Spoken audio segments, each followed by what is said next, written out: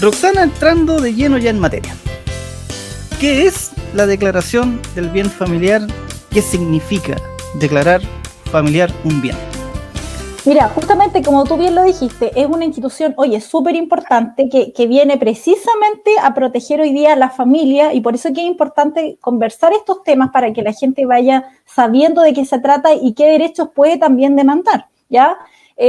Precisamente como el nombre lo indica, declaración del bien familiar viene a proteger o resguardar el inmueble que sirve de residencia principal a la familia, ¿ya? ¿Cuándo ocurre eso? Ocurre eventualmente cuando te encuentras, ¿cierto?, en un matrimonio, en una ruptura matrimonial inminente, donde los cónyuges se encuentran actualmente separados y probablemente viene un posterior divorcio. ¿Qué es lo que se teme aquí? Se teme que la casa donde tú has criado a los hijos, ¿cierto?, donde vive la familia, se teme en definitiva que el cónyuge, que es dueño de la propiedad, tome acciones respecto a esa propiedad y termine vendiendo la casa, ¿ya? Entonces, para resguardar finalmente la estadía, darle una estabilidad a esa familia, resguardando esos derechos, es que se establece esta institución declarando familiar el bien, y en definitiva debe entenderse como algún tipo de protección que viene, digamos, a englobar el inmueble que sirve de residencia principal a la familia, ¿ya? Esto de la declaración del bien familiar se puede solicitar indistintamente en qué régimen patrimonial yo me casé, ¿ya? Indistintamente en qué régimen patrimonial me casé. Acuérdate que hoy día hay 3 regímenes, y indistintamente de eso se puede solicitar. Lo único sí, evidentemente, que el cónyuge que queda en la casa viviendo con la familia, ¿cierto?, es el que tiene el derecho a demandar respecto del otro cónyuge que tiene que ser dueño. Y por supuesto, el requisito indispensable para que se acoja y se dé lugar a esta institución, que la finalidad del inmueble tiene que ser precisamente la residencia principal de la familia. Cumpliéndose estos requisitos, entonces, se da lugar a la institución. Y entendiendo también de que tienen que hacer uso en este caso, del inmueble. Tienen que residir ahí, tienen que vivir ahí. Sí, por supuesto, porque si tú le das una finalidad distinta, digamos, ya se está desvirtuando el objeto de esta figura legal, que precisamente es proteger a los miembros de la familia. Si tú la utilizas para fines que no es eso, no es la residencia, ¿cierto?, del hogar común, entonces no cumples con el requisito y no se te va a dar lugar, digamos, a esta pretensión. Roxana, hace unos programas atrás estuvimos conversando de las diferencias, ¿cierto?, respecto a lo que es el matrimonio propiamente tal y este otro contrato, ¿cierto?, que es la unión civil.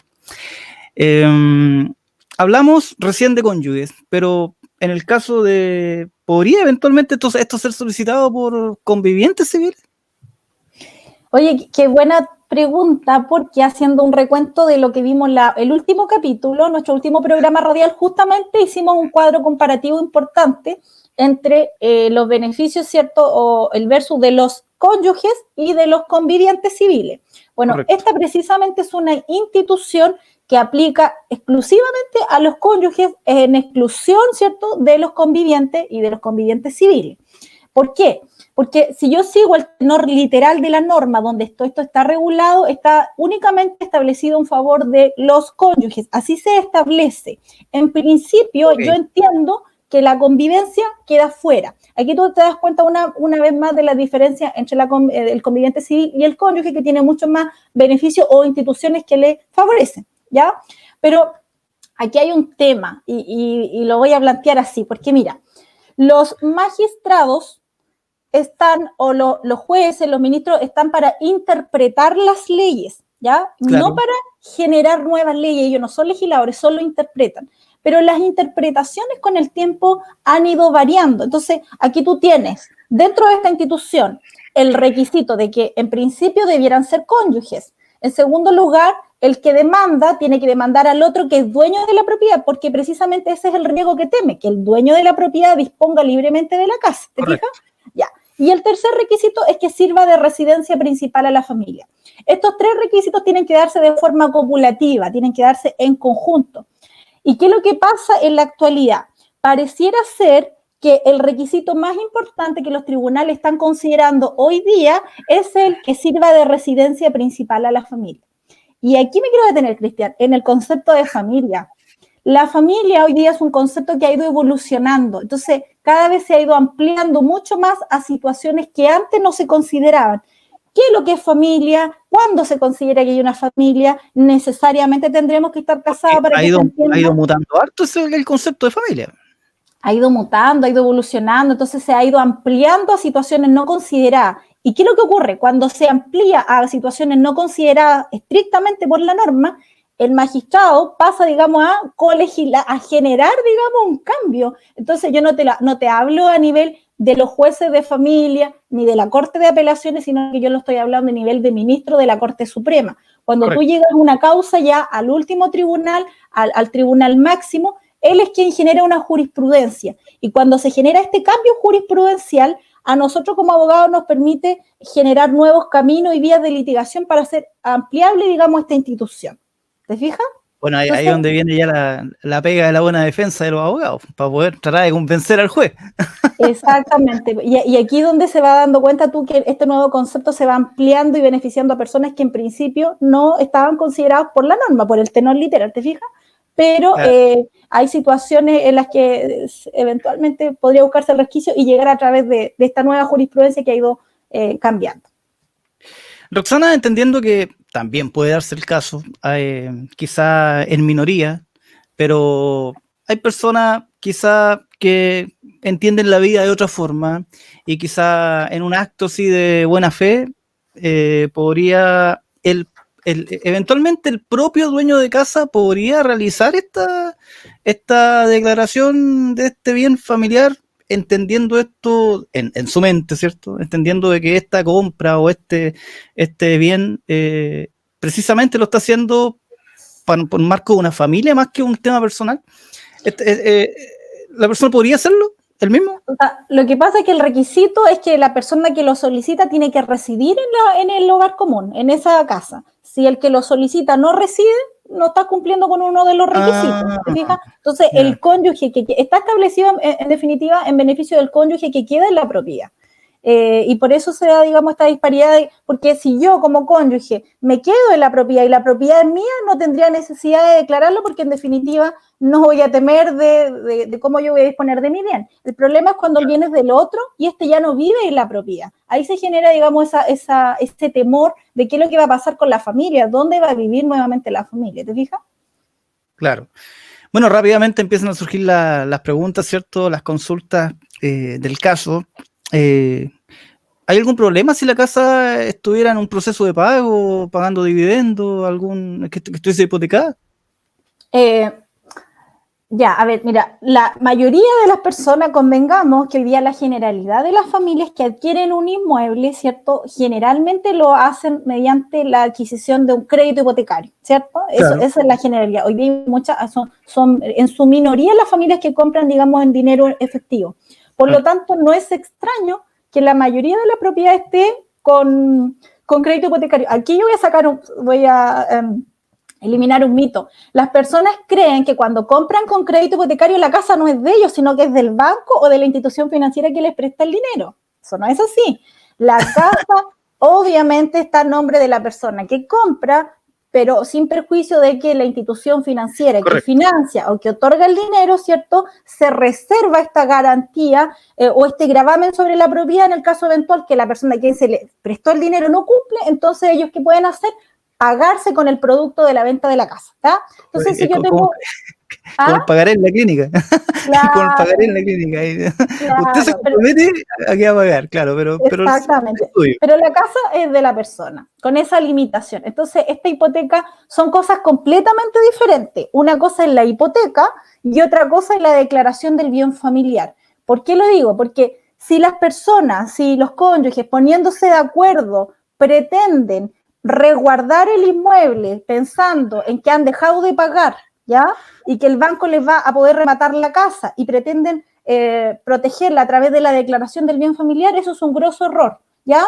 Porque la protección del bien familiar la protege respecto del otro cónyuge para que éste tenga menos facultad de disponer de su propio bien, pero no así no va a afectar los derechos que tengan tercero, en este caso el banco o la entidad financiera que otorgó el préstamo, para que si no se le paga, en definitiva, pueda llegar eventualmente a rematarla, ¿ya? O sea, son cosas completamente diferentes y lo ideal es que si se declara familiar, el cónyuge que no vive ahí pueda acordar con el que sí vive para que la casa se continúe pagando, porque finalmente de mala fe se deja de pagar y finalmente le terminan rematando la propiedad y no tiene sentido la institución. Podría darse el caso, y yo creo que quizá en cuántas realidades pasa que finalmente termina pagando el dividendo la persona que está viviendo. Podría darse. Para poder salvaguardar y para poder proteger el inmueble. Podría darse para los efectos, claro, de tener una estadía, digamos, tranquila en esa propiedad, si es que eso es lo que ella quisiera. Versus, digamos, en caso de que no se paga, que le puedan quitar esa propiedad. Pues sí, por supuesto. Bueno, eso es un acto bien inhumano en todo caso, ¿no? O sea, de todo hay en la vida del Señor en realidad. Me parece poco comprensible que alguien haga una cosa así, que deje de pagar los dividendos, por ejemplo, para evitar de que su hijo o su familia o su expareja pueda tener un lugar donde poder vivir. Correcto. Reiterémosle a quienes se están recién conectando, estamos con Roxana Eide, ella abogada, magíster, ¿cierto?, en Derecho de Familia, conversando sobre esto, que es tan importante, la declaración del bien familiar. Roxana, quizás seamos un poquito reiterativos, pero básicamente, ¿esto a quién está dirigido? Realmente, ¿a quién está dirigido este beneficio? Mira, esto está obviamente dirigido para proteger a la familia, es decir, quien tiene la titularidad de la acción para demandar es el cónyuge que queda en la casa, ¿ya? Con la familia. Entiéndase que ahí viene qué es lo que se entiende por familia, porque tú puedes perfectamente tener un matrimonio que no tuvo hijos, ¿cierto?, o que no pueden tener hijos, y el hecho de que el cónyuge esté sin hijos también podría eventualmente o debe calificarse como familia. Aquí viene la reconceptualización o el término amplio de lo que entendemos por familia, ¿te fijas? Pero eso es lo que se protege. Ahora, en el caso eventual que hay hijos, evidentemente ellos también van a resultar beneficiados, pero no así, ellos no son titulares de la acción. Solamente está establecida para el cónyuge, ¿te fijas? Ahora, mira, fíjate algo bien curioso, puede ocurrir lo siguiente. Puede ocurrir que los cónyuges hayan formado una sociedad, ¿ya? Una sociedad, ya sea una IRL, una limitada, una SPA, la sociedad que te imagines. Un negocio. Una empresa, ¿cierto? Una empresa. Y puede ser que o uno de ellos tenga acciones y derechos en esa sociedad. Y puede ser en la práctica que también ocurre que esa sociedad viene a ser la dueña de la casa. Entonces, no obstante que sea la sociedad la dueña de la casa, pero si el otro cónyuge tiene derechos y acciones en esa sociedad, yo también la puedo declarar familiar y lo que puedo hacer es limitar las acciones y derechos de ese cónyuge para que no venda sus acciones y en definitiva me garantice la estable estadía en ese hogar. ¿Te fijas? Entonces aquí la limitación no va solo respecto de la propiedad en sí, sino que también hay una limitación en cuanto a las acciones y derechos de ese cónyuge en el registro de comercio donde él aparece, digamos, como participante socio de esta sociedad. Ahí también se establece entonces esta limitación en el registro de comercio. Eso también se puede hacer. Existiendo esa protección de ese bien, esa sociedad no se podría diluir. No es eso. Lo que pasa es que las acciones y derechos de esa persona, específicamente de su socio, quedan limitadas. Él no puede transferirla, no puede cederla. ¿Te fijas? Perfecto. Oye, va quedando clarito, ¿eh? Aquí tenemos una verdadera profesora todos los lunes aquí a las 19 horas. Esa es la idea.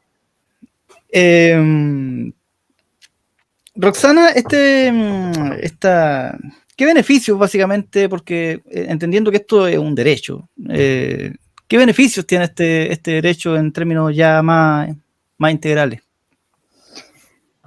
Bueno, el que lo solicita, ¿en qué se ve beneficiado? Se ve beneficiado en que se limita la capacidad que tiene el titular de la propiedad de poder disponer libremente de su bien, ¿ya? Es decir, no lo puede enajenar, no lo puede vender, no lo puede donar, no lo puede prometer vender o donar o arrendar. Y en definitiva...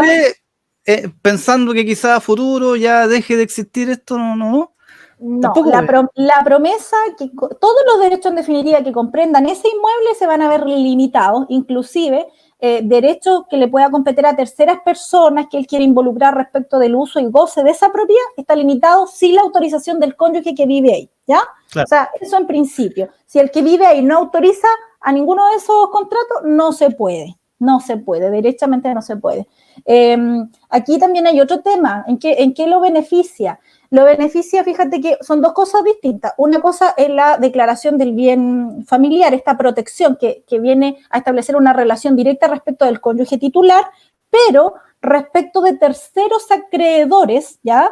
Que vengan a buscar digamos, a derechos sobre el titular. ¿Qué es lo que yo puedo hacer? Puedo decir, en derecho se llama beneficio de excusión. Es decir, yo puedo decir, mire, está bien, él es deudor, pero usted primeramente persiga respecto de otros bienes que tenga él y cuando ya no hayan más bienes, venga y páguese con este bien. ¿Te fijas? Hay un orden de prelación y primero se prioriza que en el caso eventual que se llegue a un embargo, que se pague con otro tipo de bienes que no sean los declarados familiares y finalmente, si no hay más, bueno, se llegará a ese bien. ¿Te fijas? Claro, eso también es un beneficio pues, que también, digamos, esa protección también se manifiesta de esa forma. Perfecto. Estamos con Roxana Eide, nuestra panelista de los días lunes. Ahí está la información de contacto de Roxana. Facebook, está en Instagram, Eide Servicios Jurídicos, y ahí está su número de contacto, ahí el WhatsApp, para que puedan contactarla, alguna asesoría, ¿cierto? Y eventualmente contratar también los servicios de Eide Servicios Jurídicos, que todos los lunes a las 19 horas se conecta acá en radiomás.cl. Roxana, entendamos de que algunos trámites son más ligeros, son más rápidos, basta con ir a la notaría. ¿Esto se puede hacer en este caso? No se puede hacer, pero es algo curioso porque en general yo pudiera pensar que sí, ya que todos los trámites cuando tú estás de común acuerdo con la otra parte, es súper común que tú vayas a la notaría, generas un contrato y esa transacción la sometes a la aprobación del tribunal. Eso es lo que ocurre comúnmente en las materias. Pero en particular en esta, la única, quien está autorizado para declarar familiar el bien es únicamente el tribunal, ¿ya? Por resolución del tribunal, quien se tiene que asegurar en definitiva que se cumplan los requisitos legales y él con esa resolución es quien entonces otorga esta calidad al bien. Pero no lo puedes hacer, digamos, yendo a la notaría. Por muy de acuerdo que esté. Ahora, si tú me preguntas en la práctica qué ocurre, estamos de común acuerdo. Entonces, uno tiene que presentar la demanda y el otro tiene que contestarla y finalmente, como no hay conflicto, se allana a la petición, a la solicitud principal y el tribunal, porque habiendo acuerdo no hay conflicto, de todas maneras declara, pero tiene que haber una resolución del tribunal que así lo establezca. Roxana, conectando un poquito con lo que acabas de mencionar, ¿en qué minuto se hace efectivo esto? ¿Basta con demandar y ya de ahí en adelante quizás ya se podría considerar como bien familiar o hay que pasar por otros trámites? Mira, esta precisamente como el principio, digamos, que origina esta institución es proteger y resguardar a la familia, lo positivo de esta institución es que al minuto 1, desde que nosotros presentamos la demanda y se dicta la primera resolución que te acoge a tramitación la demanda, de ese momento se transforma provisoriamente en familiar el bien, es decir, sin esperar el juicio, sin esperar la sentencia final, sin esperar todo el periodo que tenga que demorar el juicio propiamente tal, desde el minuto 1, primera resolución, el bien queda transformado en familiar, ¿ya? ¿Y o sea, el dueño de la propiedad ya ahí ya no puede hacer nada? Queda limitado, desde ese momento. Queda limitado. Exactamente. Entonces, ¿qué es lo que ocurre? Esta sentencia tú la tienes que inscribir en el conservador de bienes de raíces, porque ahí, digamos, donde está, ¿cierto?, el historial de la propiedad, se verifica que la propiedad ahora va a quedar, ¿cierto?, con esta limitación. Importante el tema que estamos tratando el día de hoy. Para quienes recién se conectan, vamos a poner el GC acá. Yo estaba acostumbrado a decir CG, que significa Character Generator, pero es al revés, en español. Generador de caracteres, así se llama lo que está aquí abajito. Ahí donde está el texto, ahí precisamente, declaración del bien familiar. Decíamos al comienzo de que esta era una institución bien desconocida, pero no por eso van a ser pocos los casos. Yo creo que es algo que se da habitualmente en la realidad de muchas familias. Roxana, ¿qué bienes pueden ser declarados como bienes familiares? Primeramente, el inmueble, la casa, ¿cierto? La propiedad, el inmueble donde reside la familia, ¿ya? Y obviamente con este requisito que hemos recalcado, que es el principal, que tiene que servir de residencia principal a la familia, ¿ya? ¿Qué es lo que hace uno? Generalmente acompaña un certificado de dominio vigente, que tú lo compras en el conservador, donde figura ahí quién es el dueño de la propiedad. Y con ese documento, ¿cierto? Tú demandas y ese inmueble inmediatamente queda transformado de forma provisoria en bien familiar. Y todos los bienes muebles que guarnecen la vivienda, ¿ya? ¿Qué es lo que hace uno en la práctica? Porque mira, los bienes muebles en definitiva, como no están sujetos a ningún sistema registral, vienen, entran y salen, no le tienes que pedir permiso al otro para poder vender. Entonces, para evitar este tipo de complicaciones, uno lo que hace es un inventario respecto de cuáles son los bienes que guarnecen la vivienda, el hogar. Haces el inventario y lo acompañas, ¿cierto?, juntamente con esos documentos, y eso eventualmente puede quedar declarado bien familiar, todo ese listado. Y eso, Cristian, es precisamente lo que te sirve, que hablábamos hace poquito, cuando viene eventualmente por deuda del cónyuge titular, te llega una demanda, ¿cierto?, respecto del embargo de bienes, es cuando tú puedes decir, colocas el alto y decir, bueno, yo tengo el listado, estos bienes están resguardados porque están en este inventario, que el tribunal por sentencia los declaró familiar, entonces usted primeramente prosiga con otro tipo de bienes que tiene el titular y luego viene a perseguir estos bienes. ¿Te fijas? Por eso que también es importante que queden así tan detallados en la sentencia. Claro. Oye, voy a hacer una pregunta burda, pero eventualmente podría darse el caso. ¿Alguien eventualmente podría vivir en una casa rodante? ¿Por qué estamos hablando de un vehículo? Sí, mira, lo que pasa es que, a ver, partamos del principio. Tu pregunta es muy interesante porque primero yo me preguntaría si un auto podría ser declarado familiar, ¿cierto? Aparte, claro. Entonces, ya, partamos para ir ordenándonos. Lo cierto es que esta institución de la declaración del bien familiar es súper excepcional, porque lo que hace es restringir los derechos que tiene el titular y en el fondo afecta la libre circulación de los bienes, ¿ya? Y en general eso no es lo que se pretende, lo importante es que los bienes se vayan, ¿cierto?, tengan libre circulación para que ayude a la economía, etc. En el sistema, claro. Exactamente, entonces esto es una situación excepcional.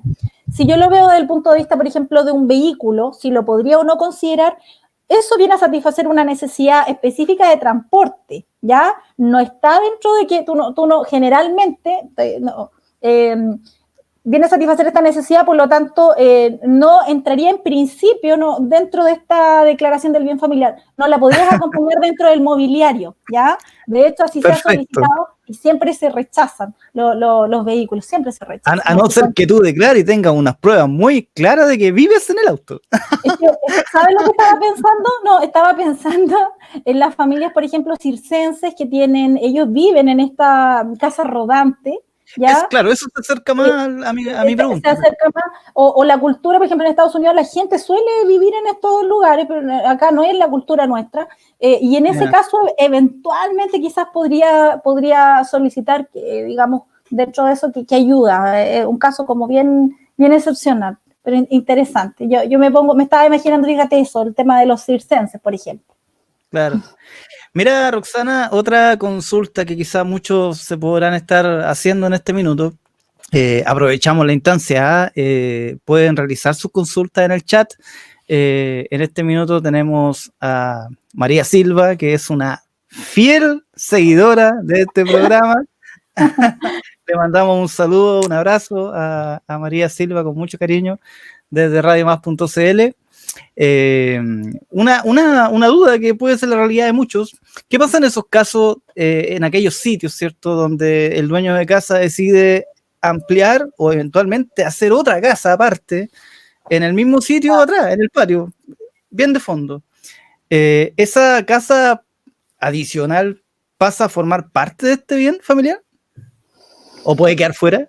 Buena pregunta. Eso es súper común, súper típico, que tú tienes, ¿cierto?, una casa, un inmueble principal, y atrás suele hacerse otra construcción.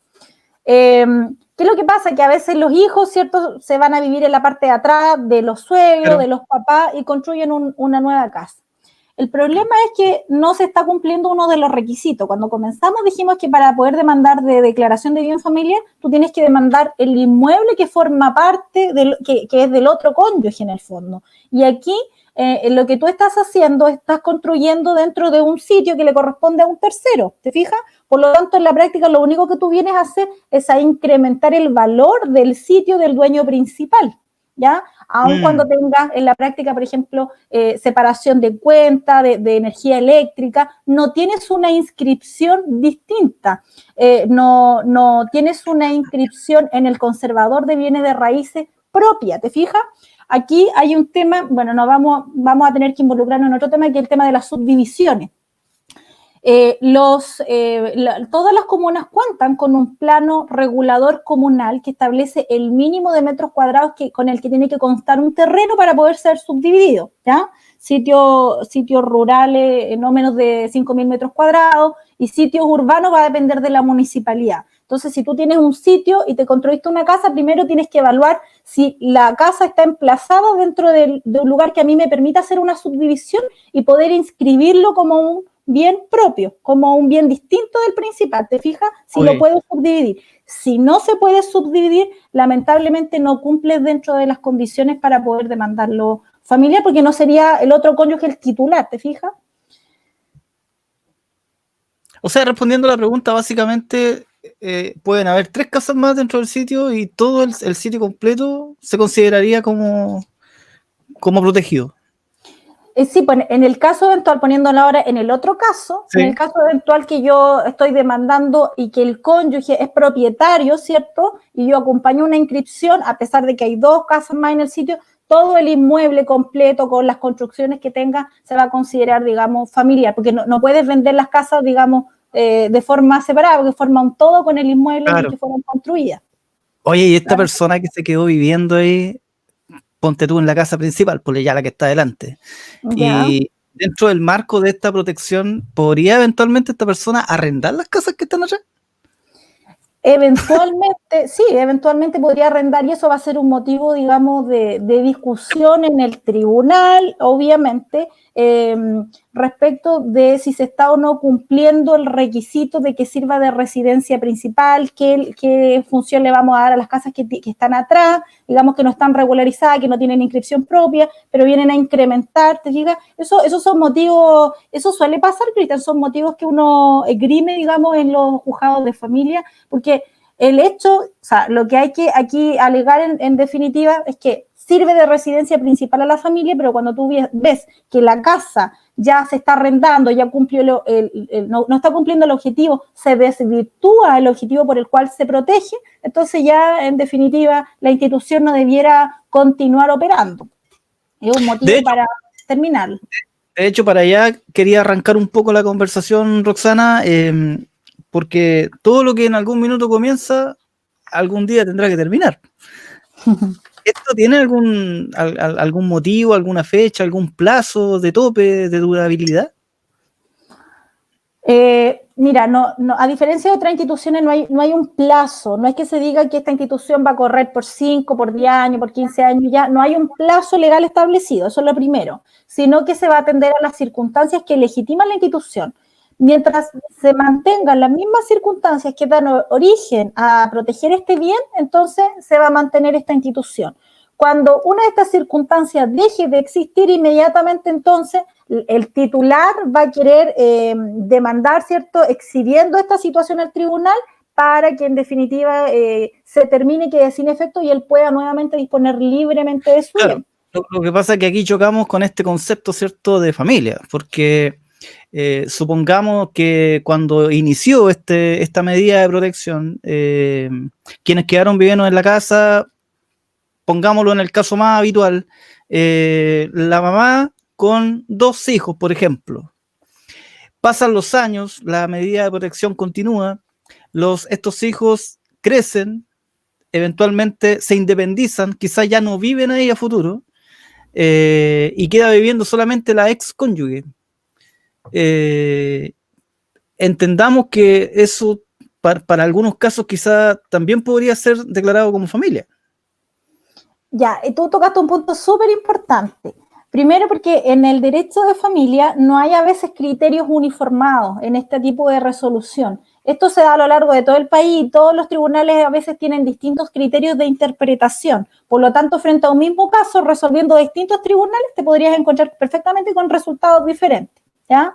Entonces, lo que tú tocas es súper importante porque efectivamente, yo siendo el titular de la acción, pensando, por ejemplo, ya no somos cónyuges, ya nos divorciamos, entonces claro, eso podría pensarse, ¿cierto?, como una causal para que yo pueda recurrir y demandar lo que se llama la desafectación del bien, es decir, que se le elimine esta protección y vuelva a ser el bien que era y yo pueda disponer libremente de él. Podría ser también que diga, bueno, mis hijos ya egresaron, son profesionales, cada uno se independizó y ahora solamente vive mi ex cónyuge, ¿te fijas? Entonces, ¿por qué yo no podría disponer libremente del bien? ¿Ya? Y aquí han habido jurisprudencias, digamos, encontradas. Aquí tú tienes, en uno u otro sentido, distintos tipos de criterios jurisprudenciales, pero lo cierto es que también hay un criterio que resguarda al cónyuge que queda solo en el hogar. ¿Por qué? Porque no obstante que ahora ya no son matrimonio, fueron familia y la familia no se termina por el hecho de divorciarse. Así como también se considera que se puede ser familia sin estar unido por este vínculo matrimonial. Es concordante con ese criterio, ¿ya? De la misma forma que si los hijos se van, lo mismo ocurre cuando la familia no tienes hijos, porque tienes que estar supeditada al hecho de que vivan hijos en el hogar para que se considere que existe una familia. Entonces, si yo lo veo desde ese punto de vista más amplio, fíjate que se mantienen por muchos años hasta que casi el otro cónyuge que vive ahí llega a fallecer, ¿ya? Podría darse, no obstante que la gente, por supuesto, lo intenta, demanda, pero aquí no hay como una uniformidad de criterio. Mira, a diferencia de otras áreas, hay criterios muy marcados, pero el derecho de familia es súper dinámico, súper flexible, va cambiando rápidamente, entonces te vas encontrando con esta disparidad de criterios de los tribunales, y yo te digo de los tribunales superiores, de las Cortes de Apelaciones, de la Corte Suprema, que cada vez van ampliando más esto y finalmente se ha tendido a proteger más. Por lo tanto, perfectamente puede quedar una cónyuge y el bien divorciado, ¿cierto? Una ex cónyuge o un ex cónyuge, quedar en el bien y seguir siendo o manteniéndose esta protección de ser declarado familiar. O sea, básicamente podemos entender de que el que corta el queque es el juez, en ese caso. Claro, va a depender, digamos, de cómo lo entienda, digamos. Las distintas defensas, ¿cierto? O sea, hay que tener una muy buena defensa. Pues ahí están los contactos. Bueno, ahí vamos a dejarlo ahí. Se lo podemos resumir en eso. Roxana, quizá conectándolo un poquito, eventualmente podría, de común acuerdo, ¿cierto?, llegar a un cese de esta protección. Sería la vía más fácil. Mira, aquí pasan cosas bien curiosas. ¿Por qué? Porque lo lógico, ¿cierto?, que si tú estás de común acuerdo, lo puedes hacer. Y en principio sí se te autoriza, no se te autoriza a declararlo familiarmente, pero sí a desafectarlo. Es decir, el tribunal ya ordenó la protección y ahora de común acuerdo queremos dejarlo sin efecto a través de un acuerdo notarial, sí lo podemos hacer, ¿ya? Pero aquí hay un punto que voy a aclarar. La ley dice lo siguiente, y pasa esta situación en la práctica. La ley dice, los cónyuges de común acuerdo podrán dejar sin efecto ahora la declaración del bien familiar, ¿ya? Entonces, mientras estamos casados, no hay problema, suscribamos a la notaría, suscribimos un contrato que tiene que tener ciertas características, una escritura pública, desafectamos el bien y la vamos a inscribir al conservador para que levante o alce esa medida, ¿ya? Lo desafecte. Pero en la práctica puede ser que las partes ya se divorciaron, que es súper común. O sea, ya llegamos a un acuerdo y ya estamos divorciados. ¿Qué es lo que ocurre en la práctica? En la práctica ocurre que tú puedes hacer el contrato, pero cuando llevas este contrato de común acuerdo y lo inscribes en el conservador no lo inscribe. ¿Y por qué? Porque tú ya no eres cónyuge, ¿ya? Y esa norma la interpretan tan restrictivamente mientras tú, obviamente, está vigente el vínculo matrimonial. Entonces, en ese sentido, ojo con eso, porque si ya no eres cónyuge vas a tener esa dificultad. ¿Y qué es lo que tienes que hacer para dejarlo sin efecto? Volver nuevamente a la vía judicial, que uno presente la demanda, el otro contesta, se allana, pero finalmente es el tribunal por resolución que tiene que dejarlo sin efecto. ¿Ya? Parece un poco absurdo, sí, pero a veces son detallitos de interpretación de una sola palabra que te afecta a toda una actuación judicial. ¿Ya? Eso suele ocurrir, sí, suele ocurrir. Otra cosa que de pronto me surge como duda mientras estamos conversando, eventualmente, quizá ya lo conversamos un poquito, pero podríamos ahondar un poco. ¿Qué pasa si yo como dueño de casa me doy cuenta de que pasaron los años, mis hijos, mis supuestos hijos ya no viven ahí está solamente mi ex pareja o mi ex cónyuge en realidad, bien dicho, mi ex cónyuge? Detecto de que se está usando la casa para otras cosas, se está usando para un negocio, eventualmente quizá a lo mejor ni vive ahí, a lo mejor la está arrendando. ¿Yo puedo hacer una contrademanda? O sea, lo que tú tienes que hacer ahí precisamente es una de las causales para recurrir para que se desafecte el bien. Claro, tú tienes que demandar a ese cónyuge porque básicamente no se están cumpliendo los requisitos por los cuales se decretó, se protegió, que ya era proteger a la familia no está residiendo y ese parece ser, ¿cierto?, el requisito principal de esta institución. Por lo tanto, cuando el objeto por el cual se decreta esta protección, digamos, se desvirtúa, perfectamente tienes todo el derecho de recurrir y el tribunal así te lo va a declarar. Y se va a desafectar y vas a tener toda la libertad de disponer de tu bien como antes, libremente. Roxana, saludemos a Felipe Novoa, que nos dejó un comentario ahí bien preciso. Ahí lo estamos mostrando en pantalla. Seca, nada más. Gracias, Felipe. Ahí está el comentario de Felipe, que nos está siguiendo también a esta hora de la tarde. Estamos en vivo y en directo, a través del fanpage de radiomás.cl. No se olviden de ingresar a nuestra página web www.radiomás.cl, transmisión 24/7 ahí con programación interesante también, con buena música. Los fines de semana no se pierdan el bailable a las 22 horas. Tremendo programa, la disco más. Aprovechando. Roxana, también creo que ya lo habíamos mencionado, pero tenemos algunas consultas acá. ¿Necesariamente debe haber hijos para declarar como bien familiar un inmueble? Mira, si lo pensáramos así, de que tendría que haber necesariamente hijos, pareciera ser un criterio bien discriminador, porque claro, hoy día tú sabes que hay familias o personas que no pueden tener hijos, ¿cierto? Los trámites hoy día de adopción a lo mejor son muy demorosos. Hay familias que deciden constituirse siendo ya bastante mayores, no pueden tener hijos, por lo tanto, si lo consideráramos como un requisito indispensable para la declaración del bien familiar, sería una interpretación incorrecta. Por lo demás, la ley no lo considera. ¿Ya? La ley no lo establece como requisito, sino que habla de familia. Y es cuando viene el intérprete y tiene que venir a, digamos, esbozar, desglosar qué es lo que vamos a entender por familia. Pero derechamente no debiéramos considerar, ¿cierto?, el tema de los hijos como un condicionante para que el tribunal se pronuncie y proteja el inmueble. Perfecto. Roxana, tengo una consulta interna por acá. Pongámonos en el siguiente escenario. A mí me demandaron ya precisamente por declaración de bien familiar, por un bien que yo tengo, ¿ya? ¿Cómo puedo defenderme? ¿De dónde me puedo agarrar? Ya, buena pregunta, ¿sabes? Porque uno siempre tiende a enseñar al otro cuál es la acción a seguir, pero nunca cómo se tiene que defender. Bueno, sí, porque primero, de pronto te puedes tratar a ti para defender a la persona que... Por supuesto, nosotros estamos en ambas situaciones. Bien transversal. Bueno, tú siempre tienes que, aquí, ¿qué es lo que puedes evaluar? Primero, que efectivamente se cumplan los requisitos. En la práctica, generalmente, cuando se demanda, sí se cumplen los 3 requisitos, que es cónyuge, que se le demanda al otro cónyuge, propietario, ¿ya? Y que sirve de residencia principal en la familia.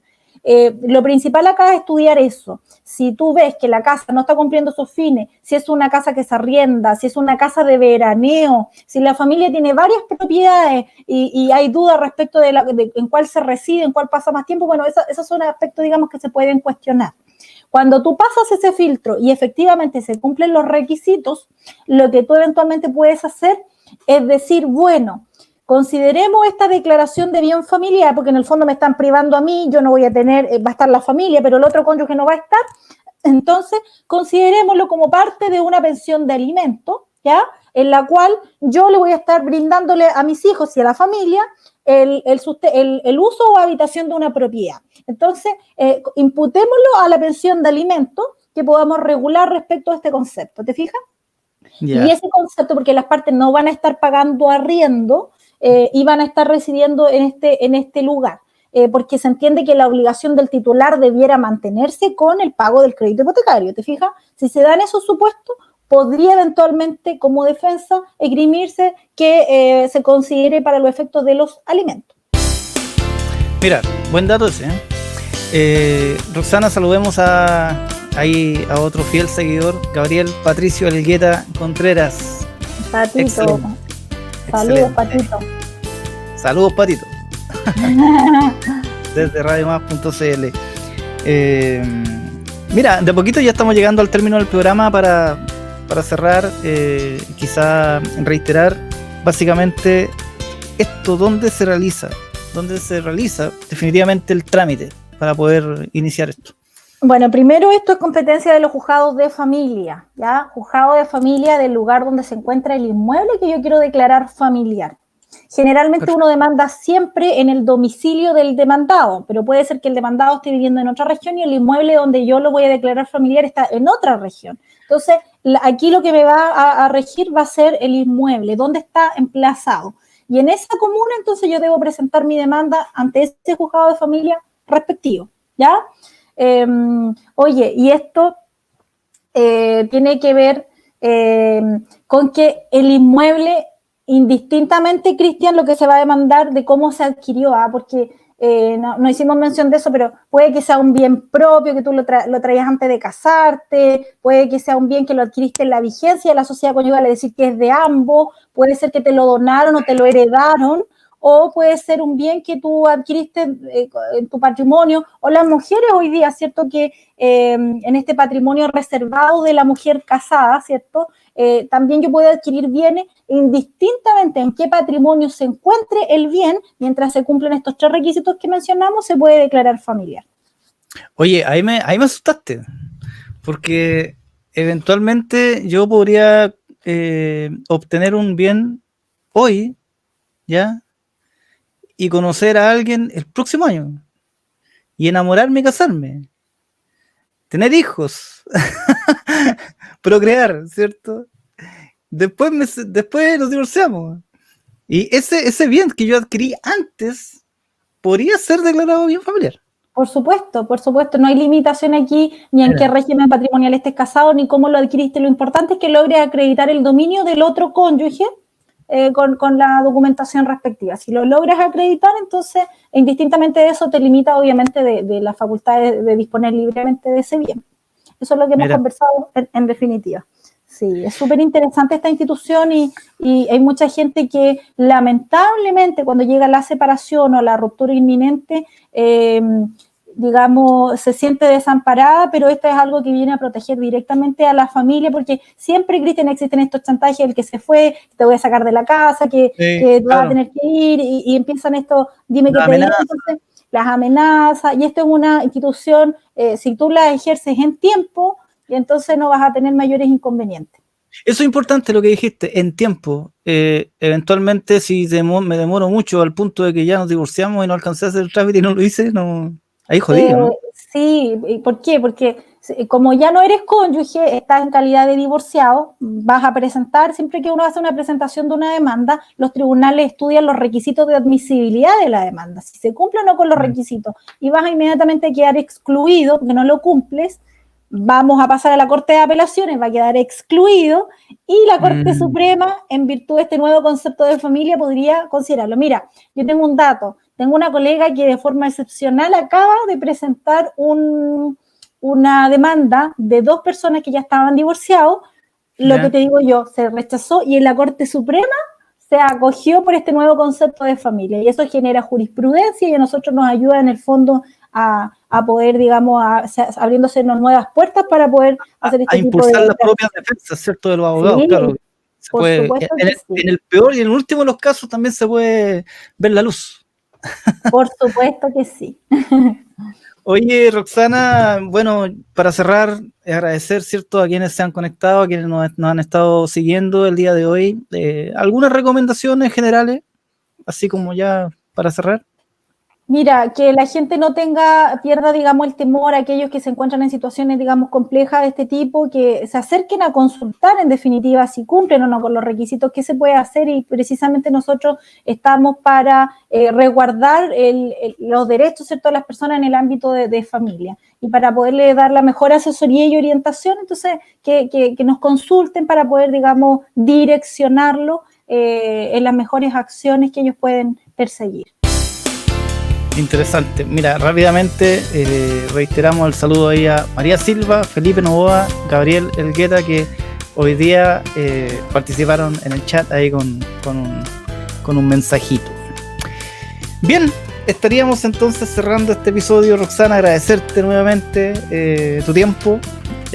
Sabemos que gracias a Dios, ¿cierto? Igual te ha estado yendo bien este cierre de año.